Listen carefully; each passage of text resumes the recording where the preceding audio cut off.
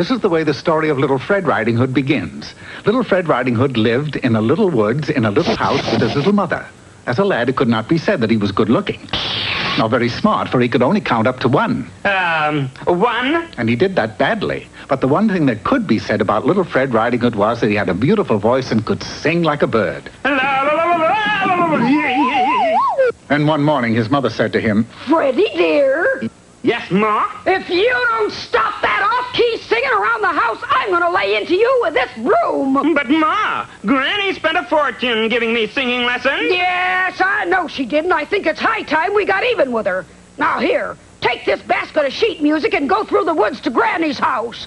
Sing to her for a change and see how she likes it. And so, taking the basket, Little Fred Riding Hood skipped merrily off into the woods. Skipping is a very hard way to travel, and Fred was out of condition anyway, so a short time later, he stopped to rest. I will take 5 by this hollow stump. But no sooner did Fred sit down than he heard an awful commotion within that stump. Oh, ouch! Oh, my God! Ouch! And there were 2 funny little men with high-pointed hats, and their long gray beards were tied firmly together. What are you 2 doing in there? We live in here. But our beards have become tangled, and I fear we'll have to go through life looking each other in the eye. Can you help us? Well, being a good lad, Fred agreed to try. Hold tight. I'll rip you apart. Will it hurt? Yes. Bidding them farewell, Little Fred Riding Hood continued on his way to Granny's house. Oh, he was a good boy. I think we ought to reward him for being so kind to us. Good idea. Let's cast a spell that'll make him grow more handsome every minute. And so they did. And so he did. For unknown to Fred, every step he took, better looking, and better looking, until he was by far the handsomest man in the country. Oh, what a handsome lad! How good looking! He's beautiful. Hi, sweetie! What's the matter? You all nuts or something? But looking at the reflection in a meat market window, he saw that it was true. He was good looking. Well, if that don't punch a hole in the boat. The young ladies of the city were unable to control themselves at the sight of Little Fred Handsome Riding Hood, and the poor lad was mocked. You 2 funny little men are pretty funny. Now, come on, make me unhandsome so I can get to Granny's. As this was his desire, they changed him back to plain old Fred. That's better.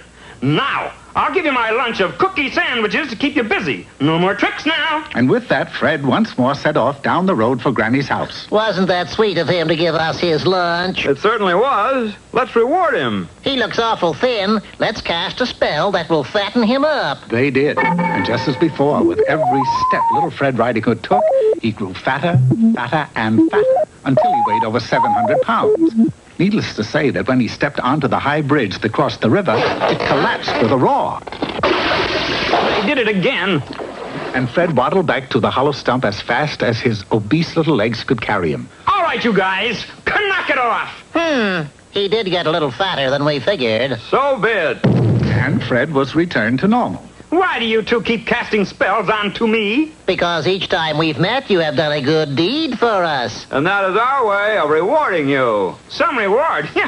It was now growing quite late, and Fred hurried off down the road, but this time he ducked behind a large tree a short distance away and waited until he was sure the 2 funny little men were fast asleep.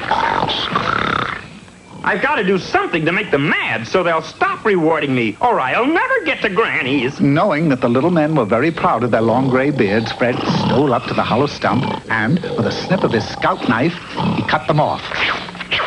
What happened? Someone cut off our beards. Who would do such a thing? I would do such a thing, and I did. So long, fellas. What a crazy kid, huh? What are you looking at? You're a girl. What are you looking at? You're a girl, too. How do you like that? We're a couple of little witches. And to think we'd never have known if that nice boy hadn't cut off our beards. We should reward him. That's a good idea. We'll cast a spell that will make a gold coin drop out of his mouth every time he opens it. And they did. When Little Fred Riding Hood finally reached Granny's house and opened his mouth to sing, instead of a lovely song, a gold coin dropped out of his mouth. Then another, and another, and another. And he paid off happily ever after, which you have probably already guessed is the way the story of Little Fred Riding Hood ends.